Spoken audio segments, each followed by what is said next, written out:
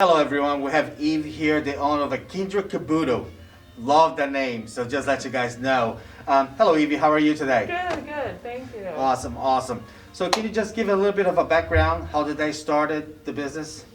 So Kindred Kaboodle came around. I create, a lot of my friends and family create, and we didn't have a platform. So I wanted to create a platform for Pennsylvania local artists to come and be able to showcase their wares.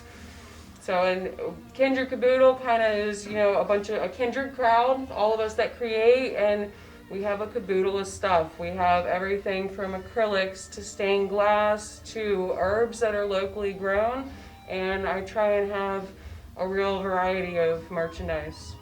Awesome, I like to hear she has a lot of caboodles over here, so come over and see it. So what's next for you guys with the business? So we're still growing, we're a new business, we're looking for new artists. I have 3 hopeful artists coming in this week.